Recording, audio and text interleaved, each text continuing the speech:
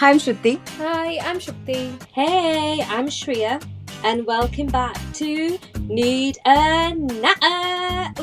Woo woo! Now we just have to address this, okay? So we recorded our episodes in advance and kind of started releasing them. And it's only now that we realised that Spotify or any program that we upload our podcast to, every time we say Need a Natter, it comes out with a different version of it when it's written down.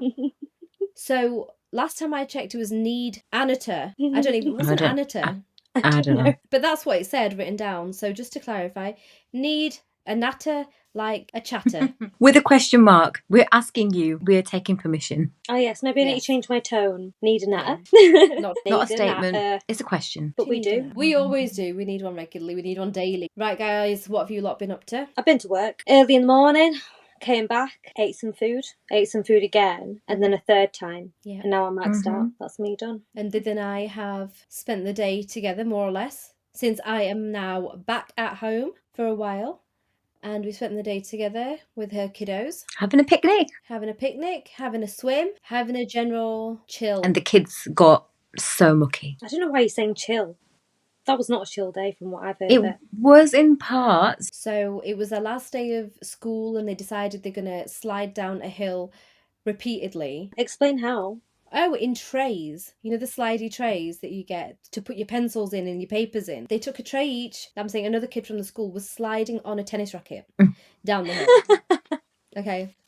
One kid put another kid in a bag and slid like a whole doll bag and slid him down the hill. So these two kids using trays is not as ridiculous. Now when I give you the context. Anyway, Kid in a bag. You have to admire the innovation. but yeah, they Oh, sat in trays and they slid down the hill, and it was so dusty and so mucky that the Did's little girl, her hair was a touch greasy, like she needed to wash it.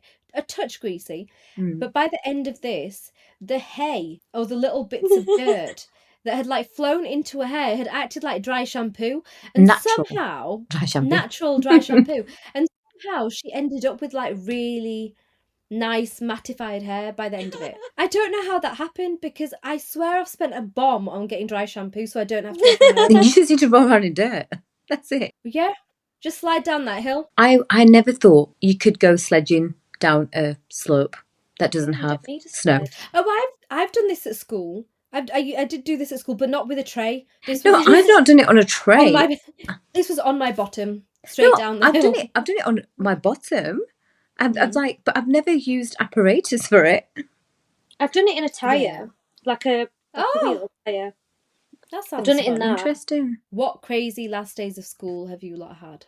Do you remember the last day of high school? For me, anyway, it was just like marker pen on my t-shirt. I don't know what happened to it. I have mine somewhere. I definitely have my primary school one. My high school one must be there somewhere.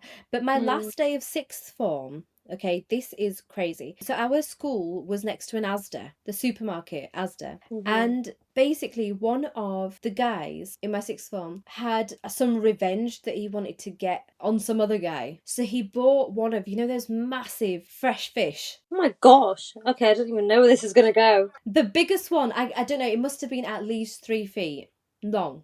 Okay. Oh my God. He got that from Asda and he brought it in to school and he smacked that guy across the face with the fish. I know where this came from. Is this inspired by the, you know, when you've been tangoed adverts that came on TV? I don't know what the inspiration was, but I saw it happen in front of my eyes, that fish connected with that guy's cheek and he was shocked. And I don't even remember which guy. I don't remember That is anymore. Mad. Also, when did You've Been Tangoed ever have a fish? I don't remember any advert with a fish. You know what? I thought it did, but like there was this entire thing about whacking people across the face, which is why the advert eventually got pulled off from TV. It ended up getting banned because people used to do the slapping on both cheeks and saying, you know when you've been tangoed, because a big orange guy used to come and slap people across the face. I mean, people, to be fair, slapping each other left, right and centre with this tortilla challenge thing. Have you seen? Where they hold water in their mouth and then do rock, paper, scissors and slap each other with tortillas. Oh, why? I'm surprised no one's like broken some bones, you know? Like people are slipping and sliding all over the place. Right, they hold water in their mouth and you've got to, like, you're going to end up laughing, but you need to try not to spit it out. And then you do rock, paper, scissors. If you win, you get to slap the other person across the face with a tortilla. But then at the same time, I think if you end up spitting your water out, you also lose or something. Videos, I'll send you some videos. But like, what I'm saying is that that's not been banned. At least the fishes are kept out of it. They're kept out of it, yeah. That's not how any deceased person's or fish's body should be used. What a waste of tortillas. You make such good food with tortillas. But anyway, I'm not here to judge. But I am a little bit. Shall we get into it? Today we're going to talk about Shukti moving to Mumbai. It's a whole thing because I think people always assume that people from the Eastern world or, like less privileged countries want to move to Western countries and that it's only a one-way street. But Shukti's done the opposite and she's gone over to Mumbai and she's been out there 10 years. So Mumbai is basically situated in Maharashtra, the state in India. And our family's from Punjab. And essentially, we'd never been really outside of Punjab and like the New capital Delhi of India. Yeah. And that's it, only because a plane would land there and then we'd literally immediately take a drive up to Punjab and spend the entire 4 weeks of our holidays over there, which we used to do about 3 to 4 years. Yes, yeah. Mum's impression of Mumbai, that she'd never been before, but she had always been told, oh, it's very dirty, she literally has said this, that anyone who gets lost in Mumbai never gets found again. So this is not a place you should go. All right. Whereas Bar had opposite memories. So they were moving to Africa or traveling to Africa. So we'll talk about this in a different episode, but basically our dad's side moved across the globe via Africa. So they always used to travel via Mumbai, the port in Mumbai. By ship. Africa. By ship, yeah. So Bar had nice memories of it. Mum didn't have any memories, but she had opinions that she'd heard through the grapevine. And the first time we went was quite late in our lives, actually. We were in our 20s. But it was once we had already formed opinions of what we thought India was. Yeah. Which is the more kind of, I want to say, the rural lifestyle. And Mumbai, I think, came as a complete shock to us that it was so, walking along Marine Drive and stuff like that. It was a completely different atmosphere. Immediately we realised it was a different atmosphere.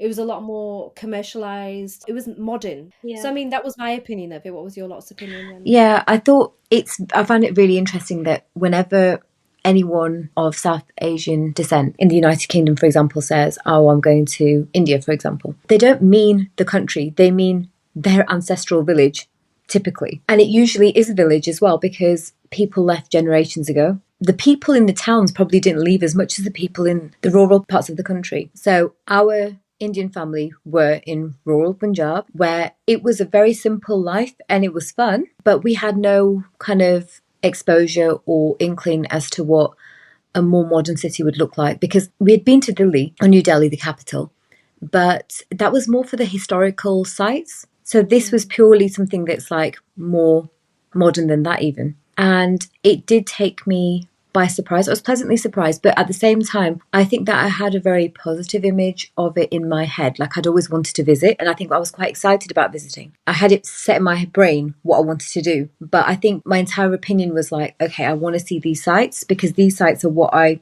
typically have seen in perhaps films or just what I've read about India. So it's okay, I thought the whole of Mumbai was literally Marine Drive, the beach there, and the Gateway of India, and the Taj Hotel. So yeah, all of those landmarks are what I associated with Mumbai, but I didn't quite know what the people would be like. I think I assumed that most people would be quite fluent in Hindi, which I think they are, but it's slightly a different kind of Hindi to what we're used to speaking. I think it was a very pleasant trip, but I think my opinion was not marred by Mum's opinion. No, I was a bit sceptical of it. I did think that maybe if you get lost, we have to be very careful, which is quite ironic now. Yeah, I was excited for the food, actually. So my process of moving hasn't really been a proper shift. I still don't identify as someone who lives in Mumbai, I have to say. I'm there for work. And when I'm not working, I'm here. I'm back at home in the UK. So I wouldn't say it's a proper shift, but yeah, I spend the majority of my time over there now, apart from during COVID. During COVID, I was in the UK. I didn't have any thoughts about it. I think this is before I started having thoughts, if I'm completely honest. I think this was, we went as a family holiday and I was a teenager, so I was just going with the flow. And to me, it was less of a surprise and more of a shock to the system. The hustle bustle of it all. I remember being quite overwhelmed. I remember us trying to cross a road and I was just yeah, I'm not letting go of anyone right now.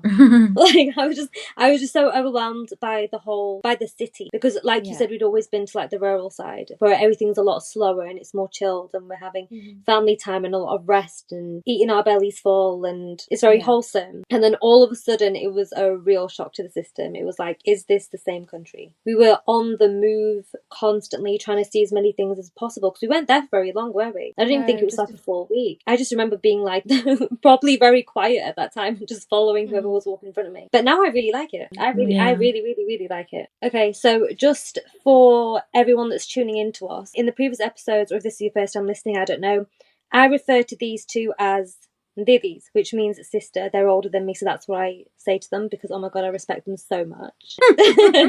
Why did you say that like a valley girl? Like, oh my god. Oh my god. Their Pradas are so cool. You know, I don't know. I talk weird, innit? Moving on, tell us all, how did you end up over there? What was going on? Well, you lot know, and I'm not going to go into it a lot, but like at the time, 10 years ago, we were heavily involved with my dance academy. And essentially, the idea was that I'd go out there and I'd train in Mumbai with specifically famous choreographers just for accreditation purposes, get that under my belt, and then come back to the UK to kind of encourage more students to come to our dance academy, because they know I've really put in a lot of work into my skill set. So originally I went to Mumbai for like two and a half months approximately. And I trained with a choreographer called Saroj Khan, which I'm sure any Bollywood fanatics out there must have heard of the name. I mean, she's passed away now. She's passed away since. But she was a huge choreographer of her time. Humongous. Like, Yeah, I think definitely. she was the first choreographer to have even got an award, as to be identified as this is a choreographer, this is a designation within filmmaking. I think they felt compelled to give her an award because dance choreography she'd done became such a big deal, basically. Yeah. So I trained with her, and at the time I was living with some family members, but then like for the first 10 days, 10 to 15 days, I guess I was staying with family members, and then I ended up for the last month I got my own flat, like I got a place to stay with some flatmates, and those flatmates started introducing me to other people from the film industry just organically. Like one was a choreographer called Terence Lewis. I met him. And this was all, I had gone there with the intention of, this is publicity for my dance academy. It's an opportunity for me to further train myself. Not because I feel like I can learn a lot more from these people, because I mean, the three of us have been dancing since we were practically in our nappies, like practically. So we already had extensive dance training. It was like a publicity thing so that people in the UK knew what we were capable of and how far I am willing to go to give my students in my dance academy like the best that I possibly can. So I met Terence Lewis, I met a bunch of people. I met Geeta Kapoor, who you must have heard of, have ever watched any Indian reality TV dance shows. She's a very famous judge on it. Just through this whole process, like I started networking within the film industry. But again, my intention was not to work in the film industry. It was just to network, get selfies with people, post it and whatever. And then it just so happened that I bagged a film as a choreographer, but then I couldn't take it because my visa at the time was expiring. I wasn't on a work visa, I was on a tourist visa, so I couldn't really take a project. So I came back to the UK. I had to give up that project. And then at that time, Did was going to get married. It was your wedding time, right, Did? She was getting married after like about 7 or 8 months from me returning to the UK. So I thought, let me just stick this out. I'll stay till the wedding, even beyond the wedding. Like it was 2 months after the wedding, maybe 9 months I stayed in the UK. And then I thought, let me give it another shot. Maybe this is something. And then I went back. I started meeting people again back in Mumbai. And really randomly, I got a message on my phone from someone who must have picked up my number as a new person wanting to work in the film industry. And he messaged me, this guy, I don't even know, I've never met him to date. It was just a random person messaged me saying, do you want to audition? Dharma Productions is looking for actors, do you want to audition? And I said, no, I'm not really interested in auditioning, but I'm a choreographer, so if you'd like, if they have anything in choreography, then I'd love to do it. So then this basically replied saying, well, I don't know about choreography, but Houseful 3 is looking for assistant directors, so why don't you go and meet the directors there. And he gave me the director's number. I messaged the director. I literally said to them, I don't have any experience, whatever. Like, I was totally honest with them. They called me in for an interview and we hit it off immediately. Me and the directors, like, till now, I still sometimes work with them, or I still, like, 10 years down the line, I still meet them regularly. And yeah, they gave me the job. Like, within a few days I got the call and I hopped on Houseful 3 as an assistant director. And then after that, the projects kind of kept rolling. So, I mean, I'm not going to go through each project, but it kept rolling. So it meant that what was supposed to be a temporary kind of trip out to India ended up being, okay, I've gone to India, I've gone to Mumbai to work, then I've come back home, then I've gone again, then I've come back home, and then now it just seems that I'm there for longer. And it's not been a decision that I've taken that, okay, I'm going to move to Mumbai. It still isn't. It's still flexible. So how did you find those few initial weeks, months, in terms of assimilating to a new climate and probably a new way of working as well? Luckily, because we knew Hindi, like the three of us have been taught Hindi from the beginning, and Hindi and English are the two languages that the majority of people speak in the film industry. Like, almost everybody will know either Hindi or English. And luckily I know both those languages. So that part of it was okay. And the communication part was okay. And then the work part, I'm still getting used to, I'll be honest. But then, having said that, I think everyone is. Like, to find your footing in a place like the film industry where each movie is different. Each group of people that you're working with is different. So it's really hard to get used to it. Now I am kind of in a clique, so it's all right. But when you jump from one project to another, it is really tricky to keep up with it, because it's not like the UK film industry where this is your designation, this is what you do. It's more fluid, and in a weird way I kind of prefer that. I find it difficult to understand when a creative person, I can't remember who else, I think it was Shreya that was talking to about this, that a creative person who identifies as an artist, how can they be okay with being put in a box? Like, I, as an assistant director, don't want to be put in a box. I want to remain fluid. Like, I want to remain a part of the writing team, a part of the shot takings. I want to be a part of everything, which this industry somehow manages to give you. That part of it's all right. Yeah, there's no health and safety though. And how about, like, living out there? Because again, it was completely away from home, on your own. You had lived on your own before doing uni, but this was kind of like new place entirely. And no matter how you cut it, the culture is different. Even though you've been immersed in the Indian culture in the United Kingdom, it's not the same. I tell you what I've struggled with more than people, more than anything else, is the lack, or the kind of fact that there aren't any supermarkets. Okay, like, supermarkets just aren't a thing there, not the way we have them in the UK. Like, there's no Sainsbury's or Asda or Tesco or Morrison's where you have that big store with food and cheese and bread and stuff, you know. That is missing. That is really missing. Like, they have smaller versions of that, but they don't have proper supermarkets. The food thing I'm still not used to. 10 years on, I'm still not used to it, because, you know, we love our food. Yeah, I think we talk about it enough. Yeah, we do. And you know, as much as I like Indian food, Mumbai food is kind of, because I don't know how many thousands of people move to Mumbai on a daily basis. There is some statistic, right? Like, thousands and thousands of people move to Mumbai to work in the film industry on a daily basis. So over the years, or over the decades, right, the culture has kind of become diluted, and therefore the food standards have as well. So I actually think that Mumbai doesn't have its own flavour.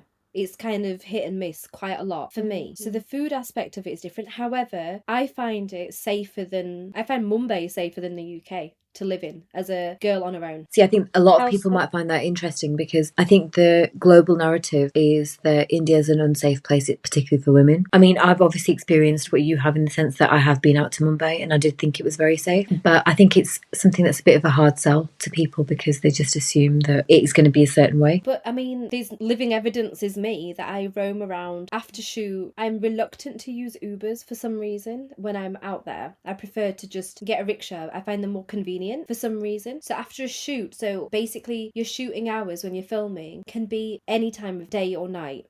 It can even go beyond a full day and night, and then you finish on the following day after that. So no matter what time I finished, I've been able to get into a rickshaw on my own and get myself home, or get myself to a shoot at an odd hour, or get myself anywhere at an odd hour. I've not felt intimidated. I felt safe with the rickshaw driver driving me. And I hope I've not jinxed myself now, but I've honestly felt super safe. Whereas there's sometimes, I think I've told you guys, where I was walking around the city centre that we live in, and I have felt you know, in the UK, and I have felt intimidated in some places where there've been some shady looking people walking past me, whereas I have genuinely not felt like that in Mumbai till date.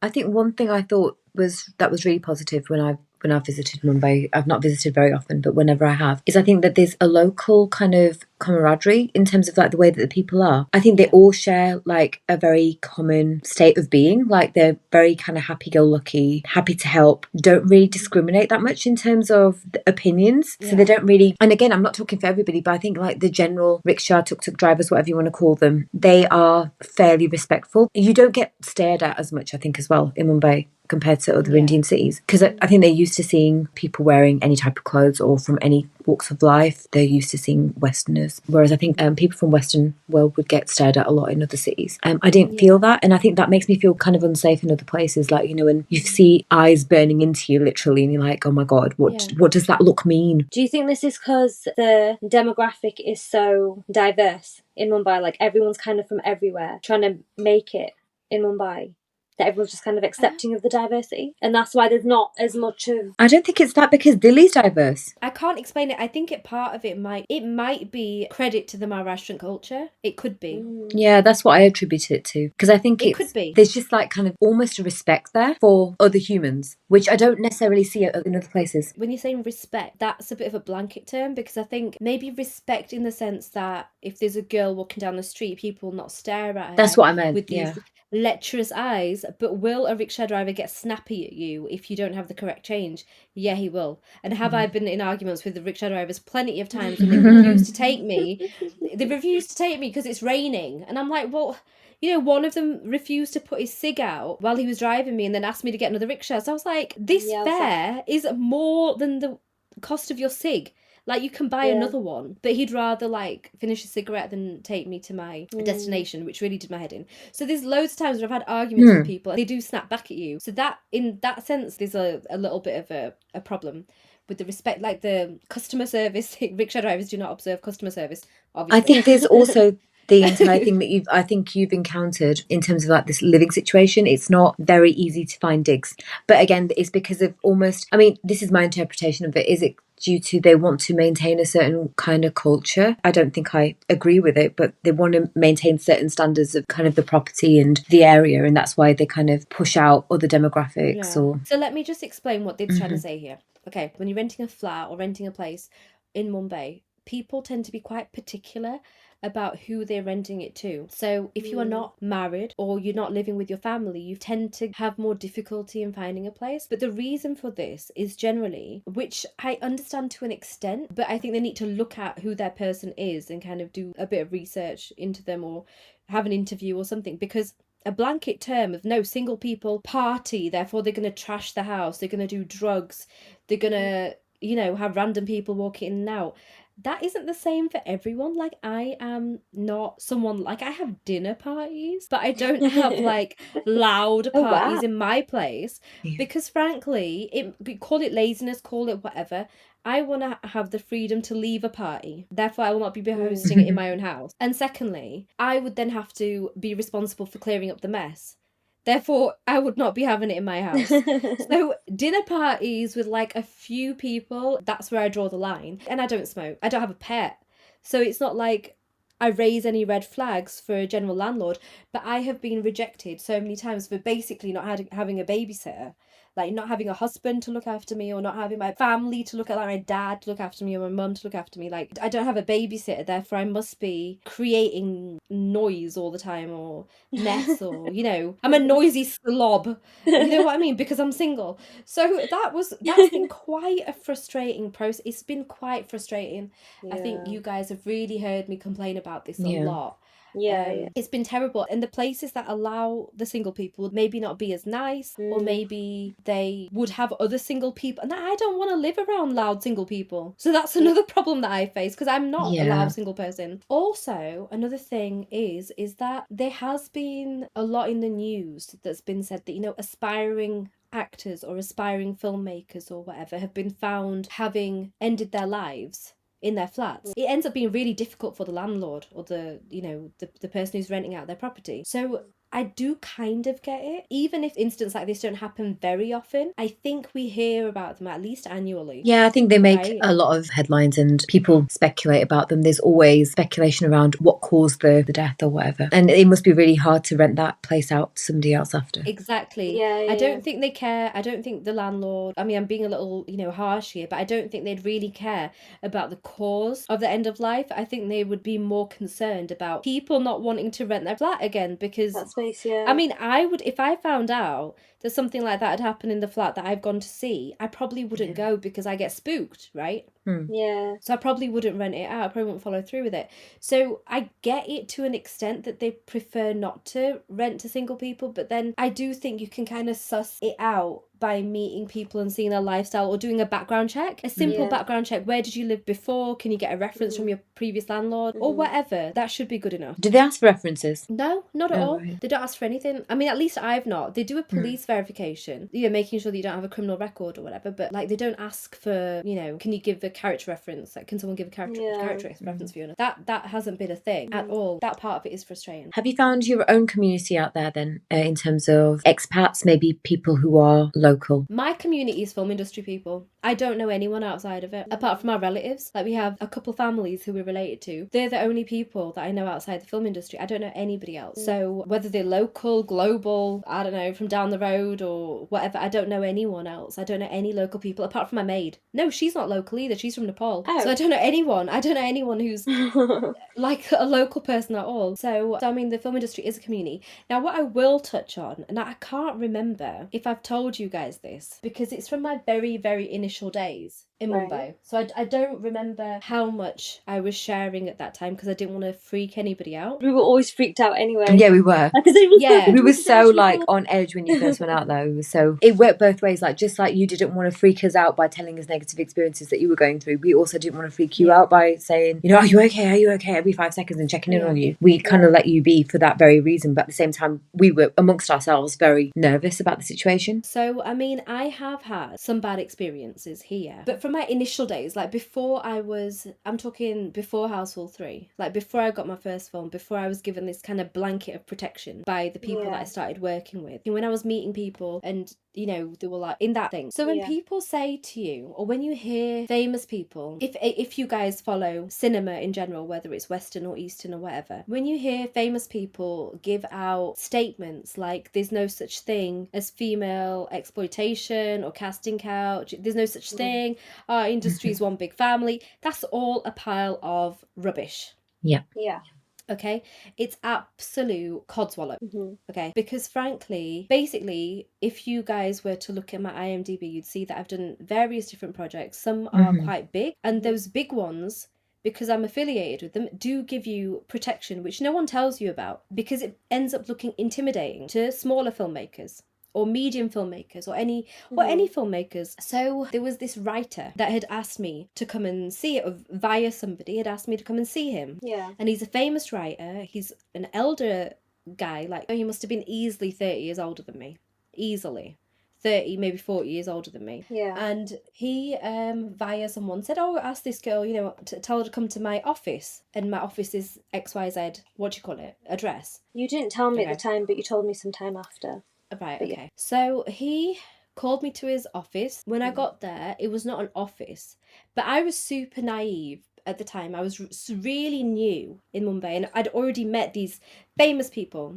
I'd been on the set of a movie called Happy New Year. I'd seen Shah Rukh Khan, I'd seen Deepika, I'd seen Farah Khan, and all these people, and all of them were really positive experiences. So now when I met this guy, and can I just say, someone who's written about 15 movies, minimum 15 to 20 movies, with a well-known production house. Like, everybody who knows Bollywood knows this family who this writer works for, okay? Everybody, bar none. Like, everyone would have heard of at least one person from the family who hires this man as a writer, okay? So he called me there, and when I got there, it wasn't an office. It was more like a rented, like an Airbnb, I guess. And I'm not going to go into it too much because I'm really worried our parents will be listening to this. Maybe at a later date I'll go into it more, but he was quite inappropriate, okay? Like, very inappropriate, to the point that I was petrified. Like, he didn't it's nothing that I can say that he didn't do anything. Like, nothing happened. Like, that you could go to the police station and be like, this is what this guy did. But did it count as harassment? Yeah. Did it make me uncomfortable? Yeah. Was he trying to exploit me? Yeah. Was it all those things that all those famous people say doesn't happen in our industry? Yeah, it was. And I ran out of there. Like, I ran out of there as soon as I got the opportunity to. But the whole time I was trying to pretend like I didn't know what was happening, and I was being really polite and giggling and whatever, which is what I would tell people to do. Like, try not to confront anyone who is trying to do this kind of thing to you. Like, like, don't confront them, just giggle along, do whatever, and then just find your escape and get out of there. It was petrifying, and I literally went back to the flat and I packed my bags that night. And I said, I'm going home. Like, I can't do this. I cannot do this. And that was the same night I got the message about Houseful 3. And I wasn't going to go. I wasn't going to go to the interview. I'd messaged the directors just because. And they said, yeah, come tomorrow, whatever. But I wasn't going to go. Actually, now who the person I'm going to get married to, he was a big factor in convincing me that no, the people you've got the message from, they're huge. Like, that studio is huge. You would regret it for the rest of your life if you don't go. Just go. And he convinced me. And when I went to that interview, again, it wasn't in a proper office. It was a converted house. At that time, their office wasn't made like offices. It was like like flats, and downstairs was converted into offices. But the Houseful 3 team, if you guys came, if you remember, we went up to the 4th floor, and it was flats that had been converted into offices. Yeah. Right? So when I first went up, if you can remember, it was like a rickety old lift. Yeah. So I was petrified. Like, I can't tell you how scared I was going up. And I gave it a chance because I knew that, and I told everybody where I was. That if anything happens, this is where I am. This is the number of the person I'm going to meet. And I did all of that, which I hadn't done before, but I did that this time. Yeah. So I had that kind of comfort. But then I went up and I just met those directors. I had such a good time with them. And then you guys know that first film really gave me a lot of comfort. Like, I felt really comfortable. It was definitely a positive experience because I went to that office with you. I met all your colleagues. I met the filmmakers, and I was like, oh, yeah, that gave me a lot of assurance that you were in the right place for you. And they did treat you kind of like, you were one of them. It's not like this person's like an outside. They treated you like you were one, you were part of the team. And I think that just made me feel like really, I felt really proud of you as well. I was like, oh yeah, she's kind of made it. The thing that you mentioned about the harassment thing, I think that like the people who do that are so sneaky because they toe the line of legality in a way, because they're kind of like, oh, I haven't done anything. What are you talking about? I've not done anything. Because in their heads, in their sick minds, doing something would involve them literally completely illegal. And that's why they kind of test the waters with like slowly doing slightly inappropriate things that you can't report on. And that is so sneaky. If someone makes you feel uncomfortable, then that should be deemed harassment. But unfortunately, I think in the eyes of the law, it's very hard to prove, right? It kind of becomes he said, she said. I mean, it's horrendous that you went through that. To be fair, it does transcend all different kinds of professions. It's not just because it's the film industry. I think people try it more there because, like you said, thousands of people arrive at the doors of the film industry every day. Within them, you'll find people who are absolutely desperate to do anything. So you'd kind of say, well, I will take advantage of that if you're in a powerful position. And I think men and women take advantage of very, very vulnerable people. It's incredibly sad. It should never happen. And anyone who rubbishes it is obviously lying, and there's no defence for it. The sad thing is that the people who have rubbished it, at least in the Hindi film industry, the people that have rubbished it are the people who come from privileged families anyway. Yeah. So they would have never started from ground level. They would have never met people that they haven't known their whole lives. Yeah. They would have never, they've never gone out of their uncle, auntie zone. Like, we literally hear about, some of these filmmakers who come from film families. They're like, oh yeah, I just called up so-and-so and said, uncle, can you listen to my script? Will you act in my script? And it literally is that easy for them to get access. Whereas some of us who come from outside, like me, we had no connection whatsoever with the film industry. Like, I have zero connection whatsoever. I had to not had to, like, it was organic process, but it was exploring Mumbai and organically kind of happened.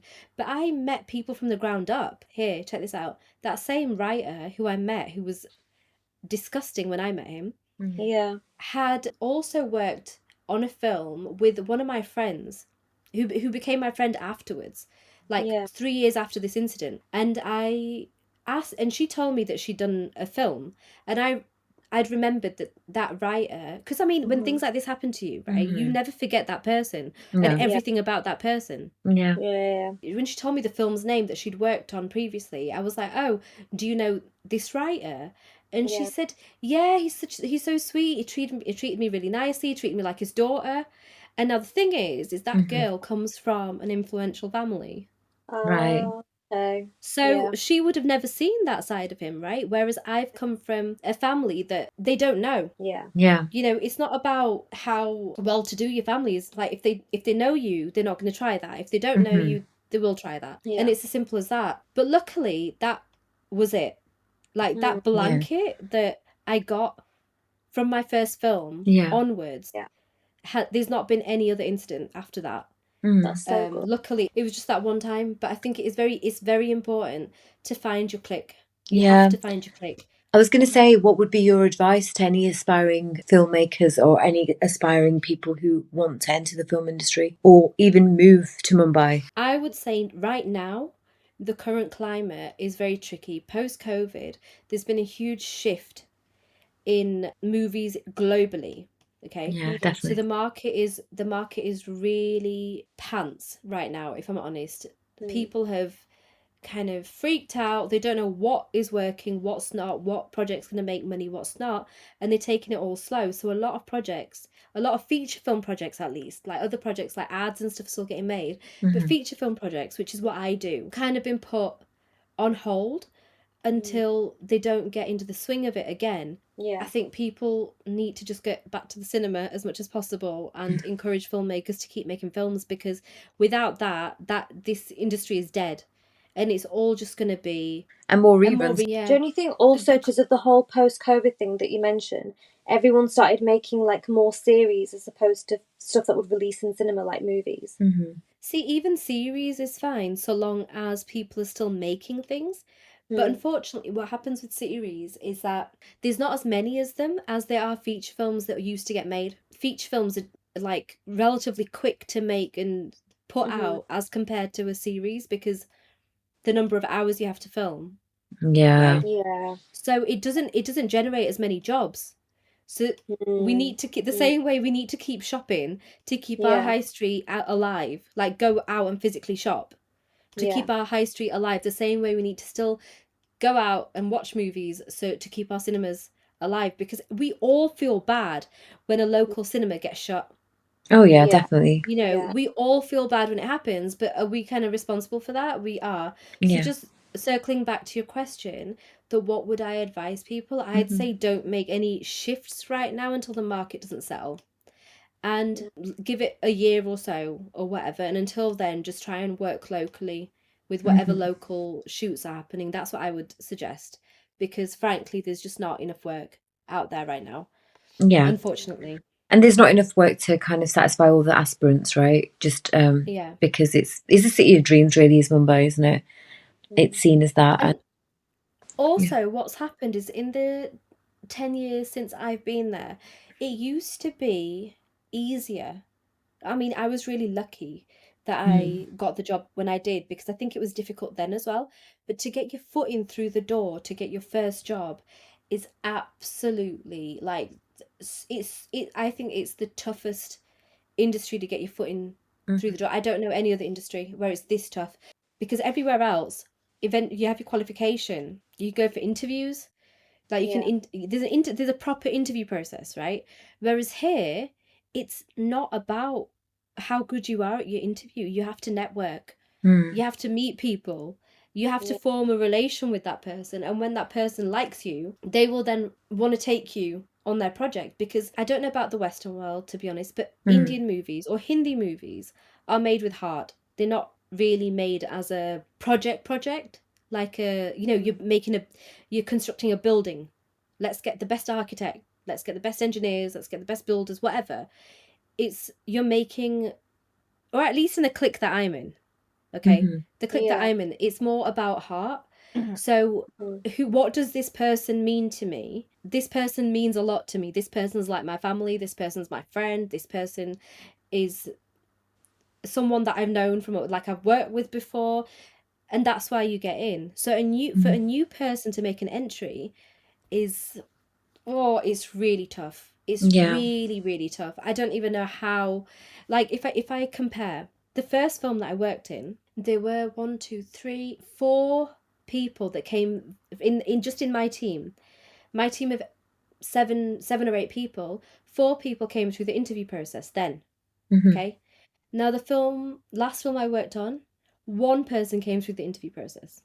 Right. Wow. Do you see what I mean? So like over the years, it's becoming more cliquey. I think that's also because so many people have come into the industry that there's literally not enough jobs for the people. In your opinion, and if you can answer this, I don't know if it's something that might be a bit sensitive, but do you think that impacts the quality of the end product because you are limiting yourself to a pool of people who all perhaps think the same, walk the same, talk the same, live the same?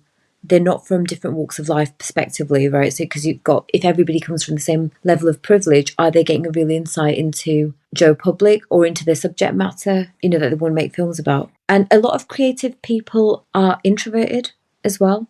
So if someone's not able to network, essentially it means that their product might never see the light of day.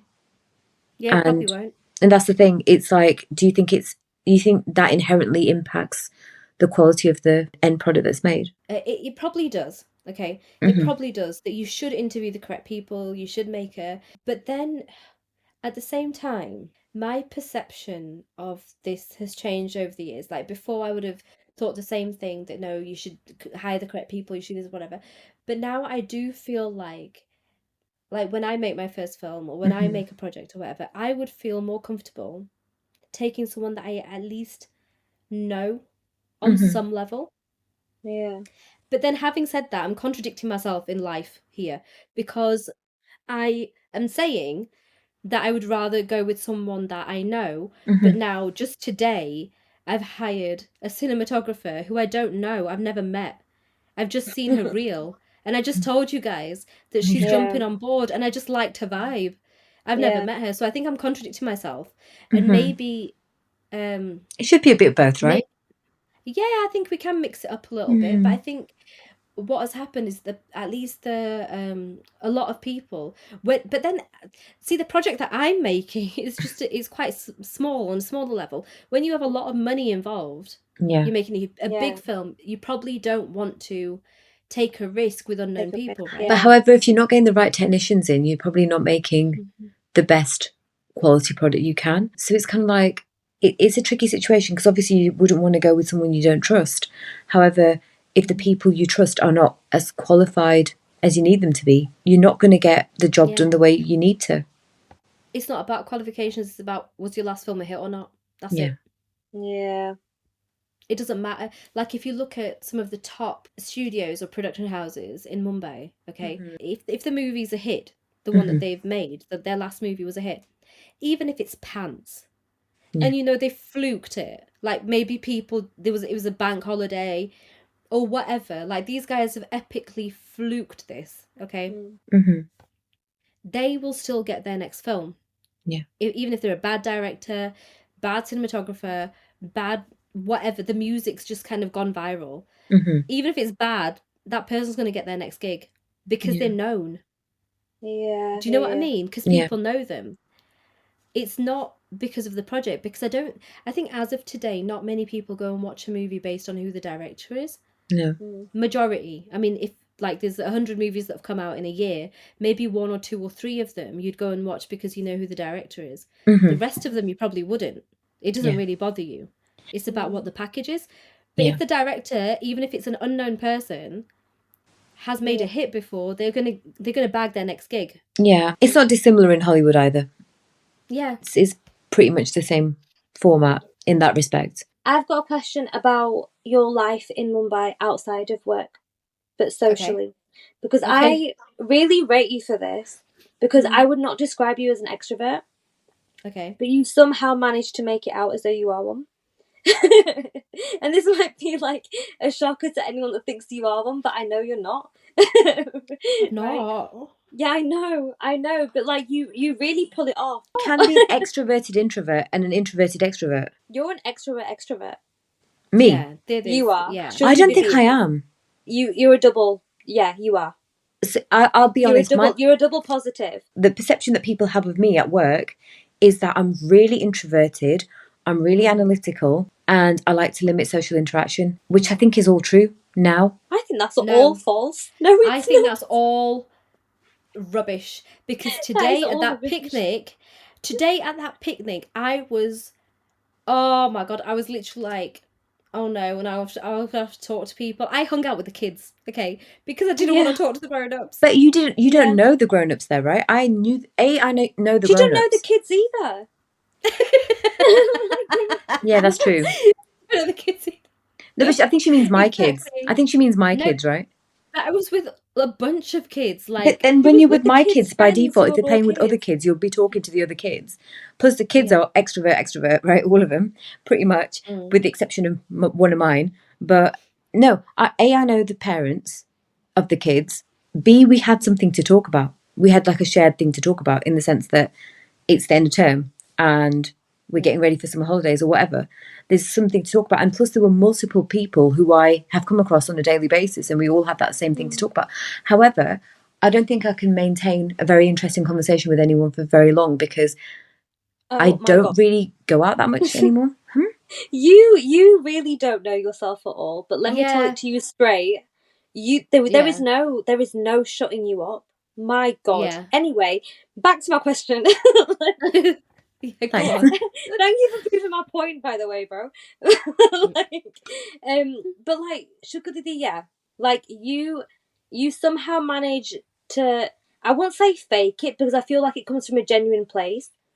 So with you, like, you actually, like, your heart is in it for like every bit of communication that you have with everyone, and you're not faking it, so I wouldn't call it that. But I do wonder, the same way Diddy's just put it now, like, she is able to, there's shared topics to speak about. But with you moving out there, and this is always a concern that I had, well, you must have been lonely for some time, but then you've managed to create a clique, and when I visited you there, it's like you've created your own other world over there. Like, you have one over here. And I find that really crazy, that you're still able to be you in both worlds, but you've managed to make a click in a world that's completely different from the one that you have here. Yeah, and so stay true to yourself, and you've not changed yourself at all. You've adapted to your space, but you've not changed. Like you've said, made your own click and still been very successful there. Like, how has that happened? So, I mean, I don't know. I don't know. I can't help it. I don't know. No, I wouldn't even say that, because I bashed heads like with a lot of people. Like, I have not, like, I haven't got along with everybody. It's not been smooth sailing. I'm sure there's lots of people out there who just want to kind of, want me to just move back to the UK. I'm pretty sure there's lots of people. Because you're doing well. For whatever reason, there's lots of reasons. I've not even spoken about this yet, but there's chauvinism, there's the fact that I come with the kind of British, kind of dry sense of humour that not very many people get. Yeah, it doesn't translate very well. It doesn't translate, like having like a, the dry, sarcastic kind of, basically just being not that pleasant if you don't know what I'm doing. Yeah. If you don't know what I'm doing, like if you don't understand my humour, you'll just think, okay, that's just an unpleasantness happening there. And what I've realised is, when I was younger, like maybe pre-COVID, let's break my time there into pre-COVID, post-COVID, okay, because that was the exact 5-year point for me, right? So pre-COVID, I think because I was younger, I was I was trying to adapt a little bit. Then COVID happened, and I came back to the UK, and I reconnected with my UK life completely. And post-COVID, that adaptation attempt has gone out the window. So all the people that are in my clique are all people that knew me from before, when I was they've known me over the years, basically. Because post-COVID, I just don't even try and be sweet or whatever, okay? Do you know what I mean? Yeah. Like, I've just grown up. I've grown up, and I am a person that's been solidified into, like, whatever I am. My personality is not changeable now. Okay. I think you're more comfortable the older you get anyway with yourself. Yeah. Yeah. Yeah, you are. So post-COVID, I've just become, I think somehow, with more time away from England, I've become more British, right? Which doesn't always work when it comes to creating new friendships with people. And I'm perfectly fine with that, to be honest, because I don't need anybody else in my circle. I'm very happy with no one else entering my circle. And all the friends that I have from before know, like, my goofy side, my grown up miserable side, then my British side, the side of me that tried to adapt to Mumbai and like failed miserably. Like, they know that. Apart from like a couple people who have wiggled their way through into my life, there are a few people that I've kind of formed friendships with lately, like in the past 5 years. So I mean, I don't really know how. Also, Shrees, right? With your question, I'm willing to be an extrovert in any situation where I get to dance. So I think that's how I faked it. It's like Pardon? weddings, parties, that kind of stuff. Weddings, clubbing. I mean, I don't go clubbing that much anymore at all. But back in the day, as in up to like 2 years ago, I used to do it quite a lot, and now I've just kind of mellowed down in that aspect. But any party where I get to dance and I don't have to talk to people, I'm there. My friend and I, we've been dancing really regularly now, like 2-3 times a week. So she and I have connected again, like reconnected quite a lot lately, which has been really nice. I was going to ask, what's the dancing scene like out there? Because that's why you originally went, and instead found like your dream that you didn't know you dreamt. So the dream that I didn't know I dreamt. I didn't know how else to phrase that. There you go. Comes from 2 different places, okay? One was the person that I'm getting married to. He pushed me like crazy. He saw some kind of potential in me. I mean, he's my number 1 cheerleader anyway. Oh, a round of applause for him then. We were both vying for the number 1 position, weren't we, Shreya? Excellent. Does that mean I've been booted off? No, 1 second. Let me rephrase. He's my number 1 cheerleader who is not related to me by blood. Okay, we will take that. Okay, like, I'll tell you why. I'm not willing to take that, actually. No, listen. It's not good enough for me. Well, you are related to me, so you can't be my number 1 cheerleader who's not related to me. But you can't. You can't apply for the post. My entire life, the amount of people that have told me that I am your jumpchi. Okay, yeah. How do we translate that? Spoon. Spoon. But it means basically in Mean Girls, those clinger honors. I am not a clinger honor. Yeah, you are. You are. No, you're not. Yeah, you are. I'm sorry. That's the only analogy I can find that fits this. Okay. I wouldn't say clinger honor, but no, Shreya has been really supportive to me. So that's why I'm rephrasing. Okay? Also, I would like to say the boy that you are marrying has also told me that I'm a jumpchi. So how can he be cheerleader number 1? No one's booting me off. I'll tell you why. Let me clarify this.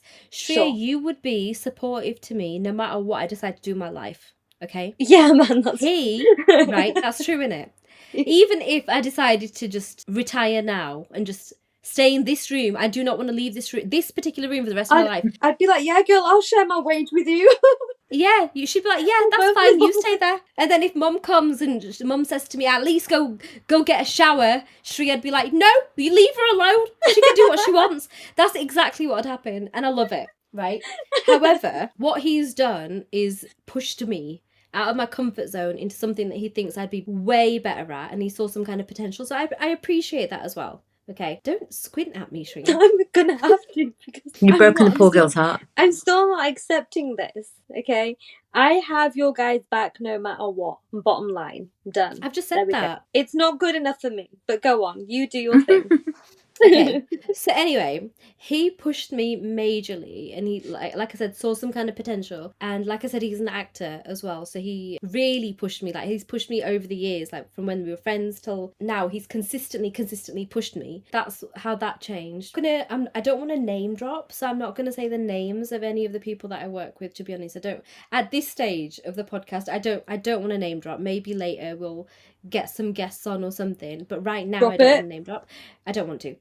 Okay. But one of the directors that I've worked with, who was also a huge choreographer in his own right, ginormous choreographer, essentially said to me, no, do direction. He literally said to me no when I said I want to be a choreographer. And the reason why I went to work with him was to become a choreographer. He literally said to me, no, become a director, learn what you got to do to become a director, learn it all, like graft your way up, and then when you're directing your film, you can just choreograph your songs anyway. And that just made so much sense to me. Yeah. So I was like, okay.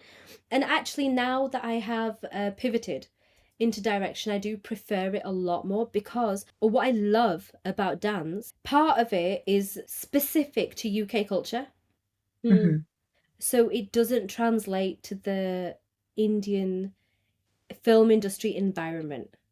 You know, like for me, dance was something that was almost religious, you know? Like Mm-hmm. when we've grown up, it was like you have to do the type of dance as well that the three of us learn. You had to do like a little prayer Mm-hmm. before you started your practice.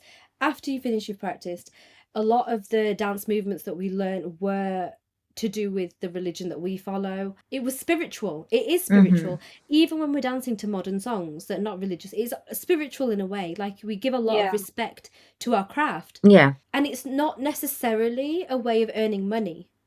You know what I mean? Yeah. I know this sounds really crazy, but it's almost to make it, even though we had the dance academy and whatever, the money aspect of it was always secondary. Yeah. The focus of it was always, we want to dance, we want to learn, we want to teach people how to dance, we want to push ourselves to become the best kind of dancers that we possibly can. Yeah. And what I found in the film industry is it's not spiritual. Mm. A lot of the dancers that come, it's because they want to make ends meet, they want to earn money, they want to, so it's the kind of outlook that we have on the craft is quite different. Yeah. So I think choreography for me in India just wouldn't work. We did cross paths with a lot of people when we were, dancing in England, who did look upon like dancing as a very sleazy activity. And I used to always not be able to connect the dots as to where is this coming from. Nothing that we were doing was in any way sleazy at all. At all. So the fact that someone said that and people saw it in that way or interpreted it to be in that way and said, oh, we don't want our girls dancing with you because of this reason, or our girls can learn how to dance but they can't perform on stage, whereas we've always given a lot of respect to the stage. And it was like you said, it's not about money, it's about fulfillment for yourself. It's you feel fulfilled. It's that audience interaction, that audience connection as well that you really crave, I think, as a performer. So I completely get it. It seems sad that the country of origin for our dance form was India, and the origins have always been spiritual, and the fact that now it's not so much the case. Let me correct you there. I'm not saying it in the country, I'm saying the film industry. Okay, so other people who still learn dance, like the type of dance that we've learned, they still give it the same kind of respect. In the film industry, I'm saying the people that are working in the film industry, and then and specifically also the new generation, because I mean, I don't really know the older generation. What I do know is that the choreographers, the older choreographers that I've worked with, like the OGs that I work with, they, I think from the vibe that I get from, they still do give it a lot of respect. But I feel like the younger lot that have come in, who would be my contemporaries, I don't see eye to eye with them. Yeah. Unfortunately, I think the type of choreography that's coming out, or some people haven't even learned, they've not even had formal training.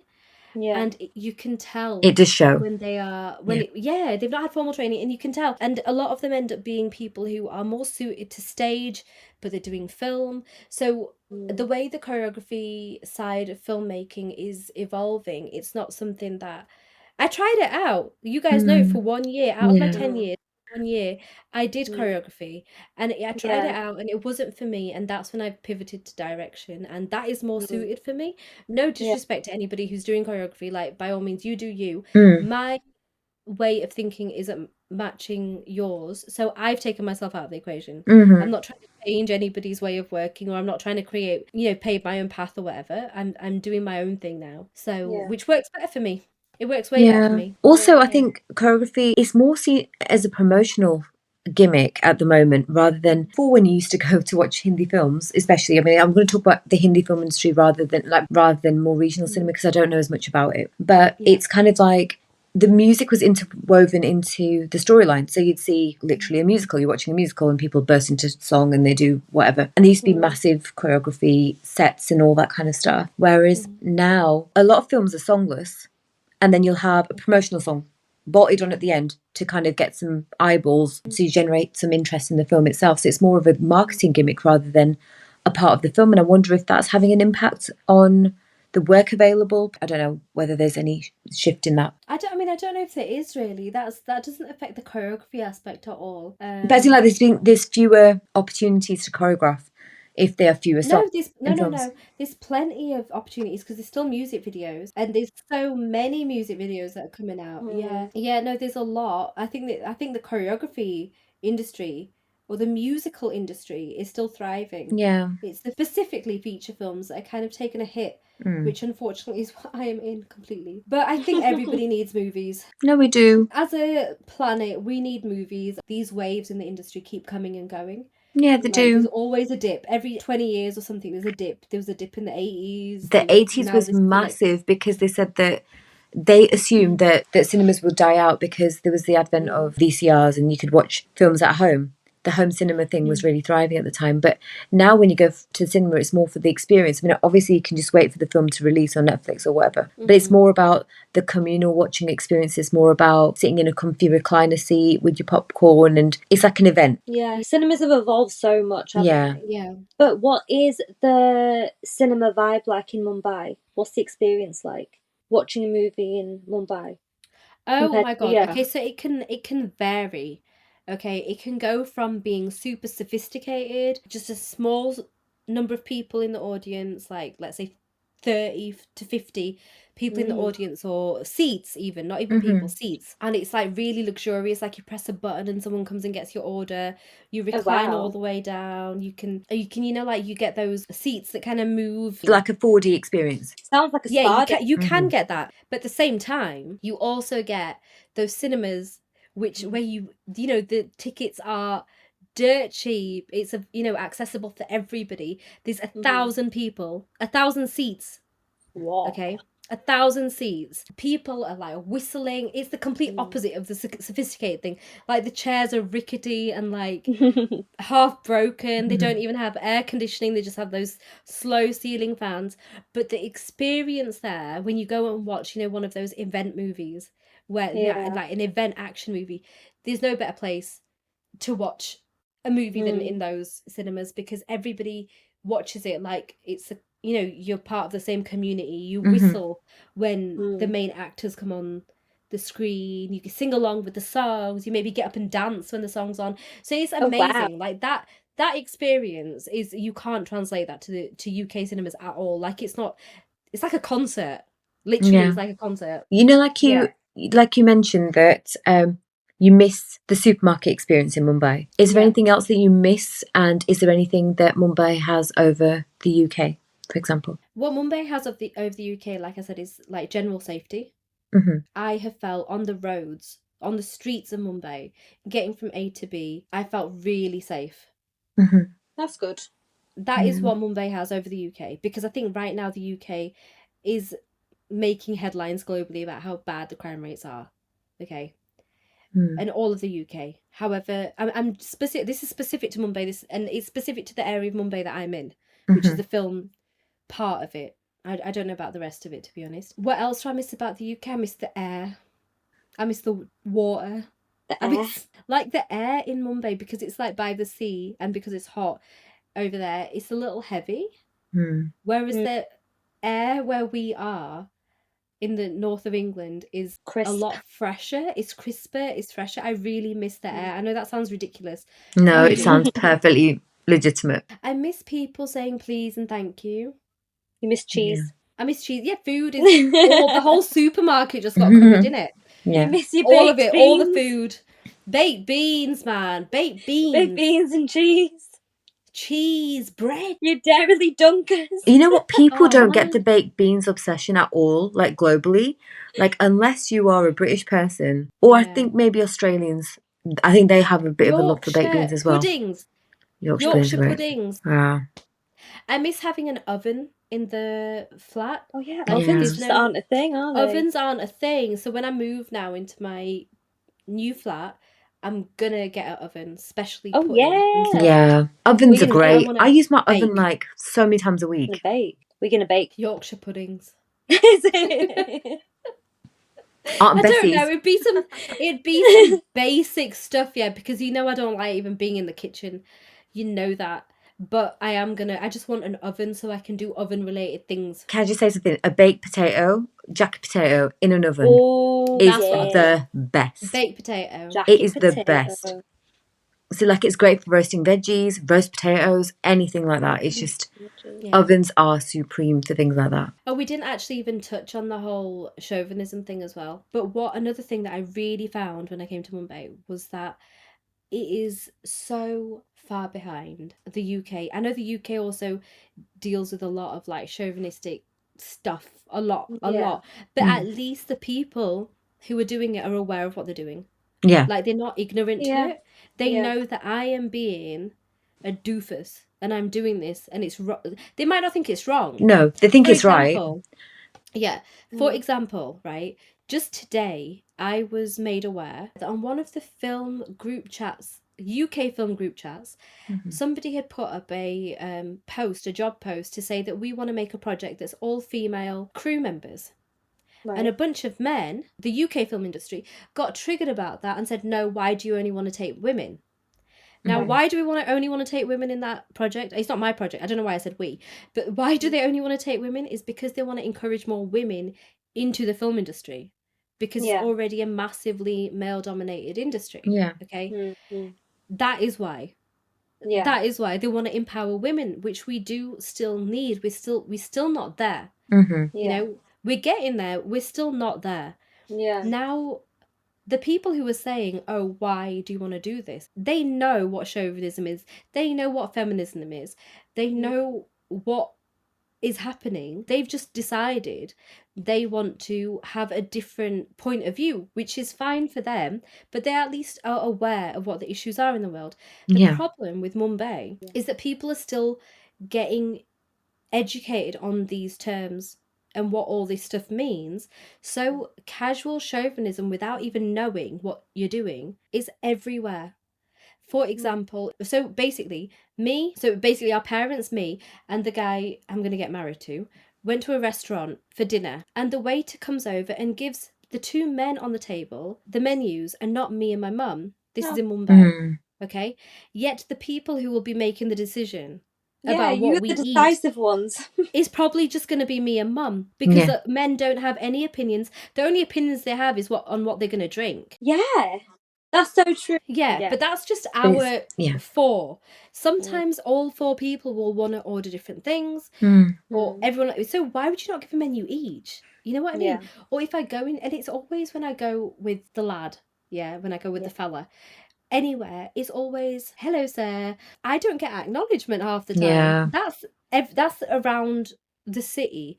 Now in the place of work, I have really had to work really hard, and I think I touched on this on a different podcast, that I've had to work really hard to earn respect and to have people listen to me, whereas a guy could do the same thing, could do less than me and get more credit for it, could literally do less than me.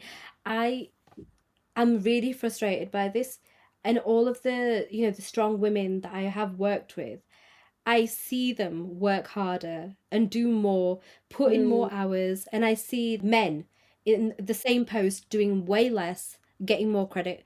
And bar none, okay, even if there's a woman that I've worked with who thinks she's doing really well, she is doing really well. But if she was a guy, she'd be doing better. I do find though that this is prevalent in the UK as well, in both Shria and my industries, which we're not going to really go into today.